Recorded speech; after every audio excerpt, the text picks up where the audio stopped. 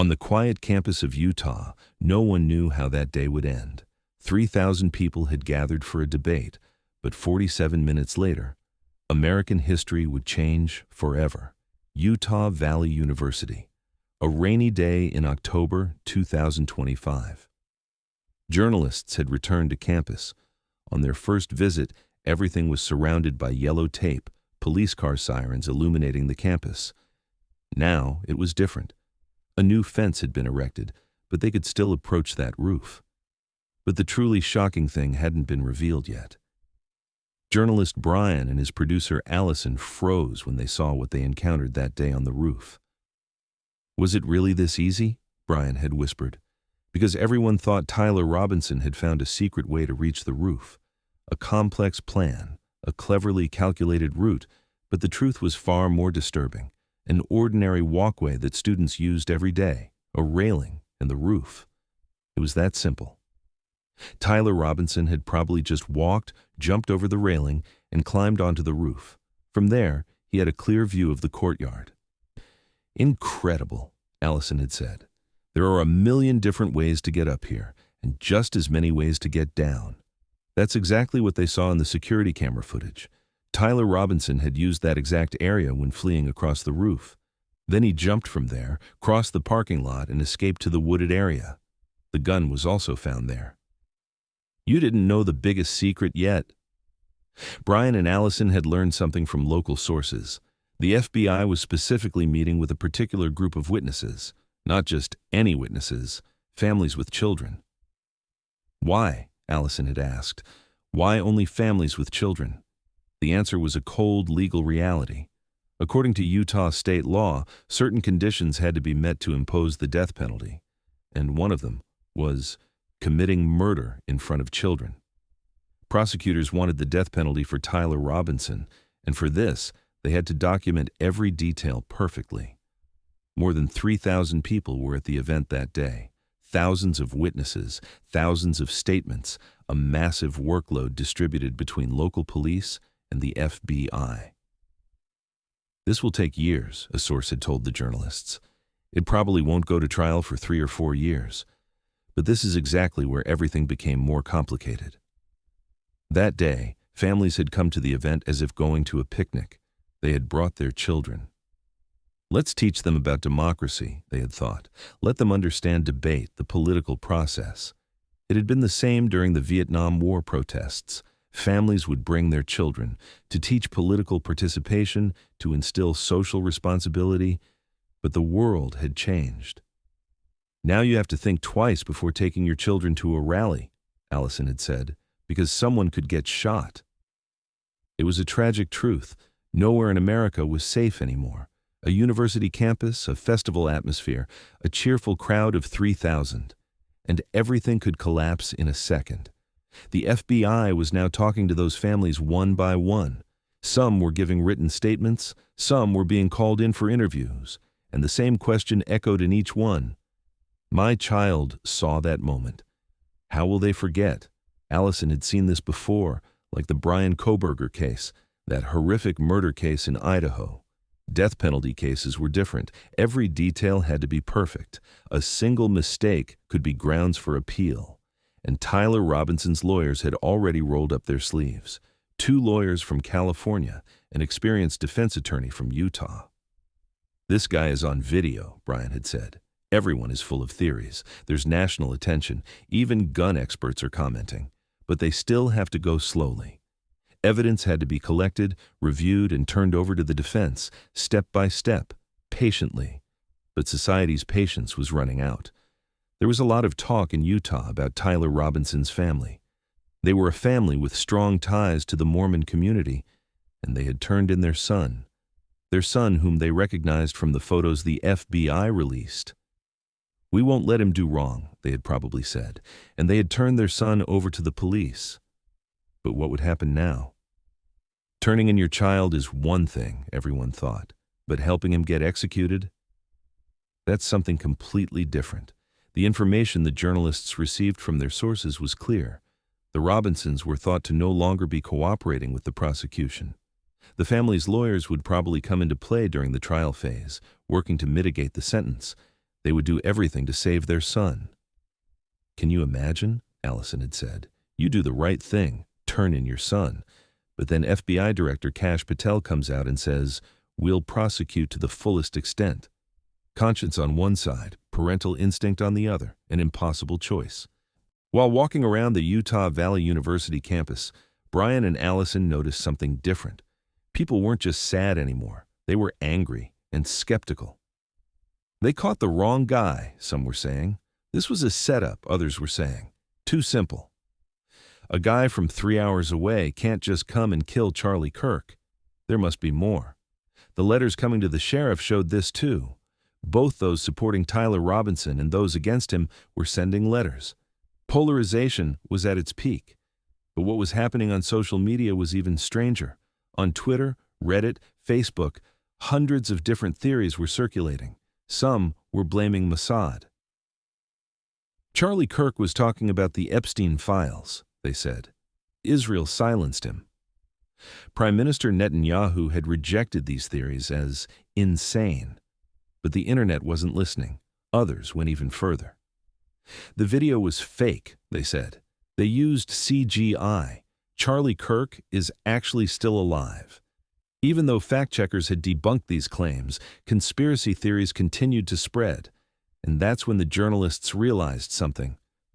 "People think like it's a TV series," Allison had said. "They expect it to be solved in an hour. But real life isn't like that." There was surveillance video. It showed Tyler Robinson on the roof with a gun. There was DNA evidence. He had confessed to his family. But people were still doubtful. "Because the truth is too ordinary," Brian had said. "People want a dramatic story. CIA, conspiracy, secret agents.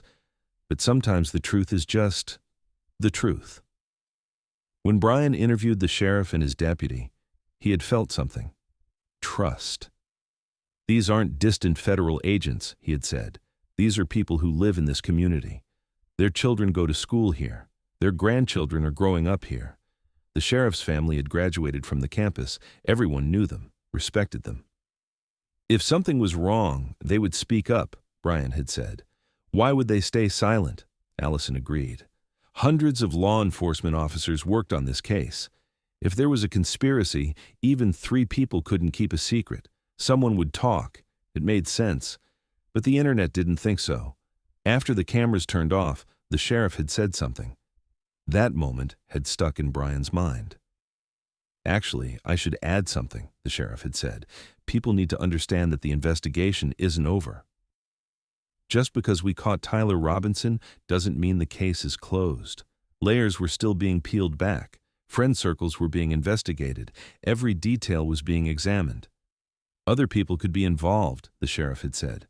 "We haven't revealed everything we have yet." What was this? A clue? Or just legal caution? Tyler Robinson's background was being thoroughly investigated. He was 22 years old. He lived in Washington, Utah. He was enrolled in the electrical apprenticeship program at Dixie Technical College. He seemed like an ordinary young man. But one detail was striking. His partner was transgender. Some politicians had immediately jumped on this connection. That's why he targeted Charlie Kirk, they said, because of Kirk's anti-transgender views. But Governor Cox had said the partner was incredibly cooperative and had no idea this was going to happen.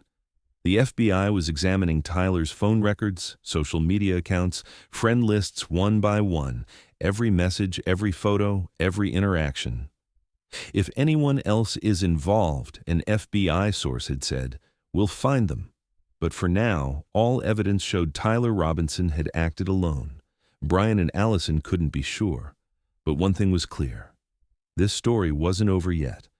On their first visit, there had been an atmosphere of pain and shock on campus. People were hugging each other, crying together, trying to forgive. But now the atmosphere had changed. They noticed this when talking to young people. Students joining Turning Point USA chapters were now more organized, more political. "Debates, not bullets," they were saying, "but no one can silence us." They were less forgiving, more angry, more determined. "We will fight for freedom of speech," they were saying. "This should be Charlie Kirk's legacy." But there was a paradox. While fighting for freedom of speech, some people were being fired for commenting about Charlie Kirk.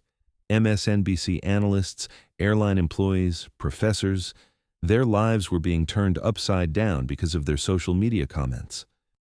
Matthew Dowd, an MSNBC political analyst, had been fired over a tweet. Jimmy Kimmel's show had been suspended. Pressure had been put on ABC. Transportation Secretary Sean Duffy had publicly pressured airlines. "Don't just suspend them, fire them," he had said. Attorney General Pam Bondi had made a controversial statement on television. "We will target everyone with hate speech," she had said. However, the Supreme Court had repeatedly stated that hate speech was protected by the First Amendment. Bondi had later backtracked, saying, "Hate speech that crosses the line into threats of violence is not protected." Freedom or censorship, everyone was asking. Which is right? Even Senator Ted Cruz had spoken. The First Amendment absolutely protects hate speech. It protects vile speech. But in times of crisis, freedoms were in danger. UCLA constitutional law professor Eugene Volokh had said, "Celebrating a death may be in poor taste, but it's still protected." America was in a full-blown identity crisis. Charlie Kirk's killing was more than just a murder. It was holding up a mirror to society, and the reflected image was ugly and disturbing. One of the most striking things in Utah was everyone's deep faith. From the sheriff to ordinary citizens, everyone had the same strong faith. The bonds of the Mormon community made sharing grief easier. "God has a plan," they were saying. "We may not understand, but we must believe." This faith had also been seen at Charlie Kirk's memorial service. 95,000 people had gathered at State Farm Stadium. President Trump, J.D. Vance, Elon Musk, they were all there. Erica Kirk, crying over her husband's body, still talked about her faith. "Charlie completed God's plan," she had said. The moments at the ceremony had deeply affected America. When Trump took the stage, a thunderous applause erupted in the stadium. "Charlie didn't hate his enemies," Trump had said. "He wanted the best for them."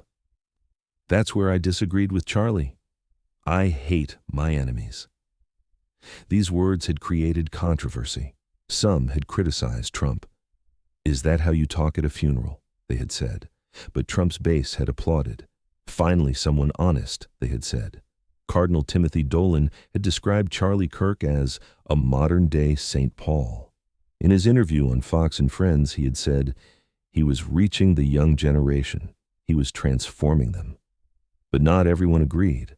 Left-wing publications, The Nation, The New Republic, had criticized the media. "They're trying to whitewash Kirk's career," they had said, "to make people forget his controversial rhetoric. Faith or denial? A political reckoning or a genuine memorial?" No one was sure. As Brian and Allison left Utah, they were left with too many questions. Had Tyler Robinson really acted alone? Were there more conspirators? Could his parents prevent the death penalty? Could society forgive?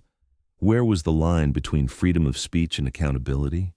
And most importantly, would justice be achieved? The trial process would take years. There were piles of evidence, thousands of witnesses, endless theories. But one thing was certain. This case wasn't just about Tyler Robinson. It had become a case questioning America's soul, the rise of political violence, the limits of free speech, the role of social media, the cost of polarization. An Associated Press poll had revealed shocking results. Only 49% of Republican voters thought the country was heading in the right direction. In June, that rate was 70%. Charlie Kirk's death had shaken even his own base. Among Democrats, it had dropped from 12% to 8%.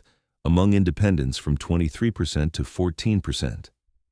"Everyone is scared," a political scientist had said, "and fear is poisoning democracy." On the Utah Valley University campus, students visited the memorial site every day. Candles were lit, flowers were left. But they weren't just mourning anymore. They were organizing. New Turning Point USA chapters were opening. Protests were being organized. "We will never forget," they were shouting. Charlie Kirk's legacy had grown even stronger after his death. But in the end, 12 jury members would reach a verdict and determine Tyler Robinson's fate. And that decision wouldn't just be one man's fate, it would be a message about America's future. The rain had stopped. The campus was quiet again. The flowers left in memory of Charlie Kirk had begun to wilt, but were not forgotten. The large American flag was still waving, in the wind, peacefully. But no one forgot that day. September 10th, 2025.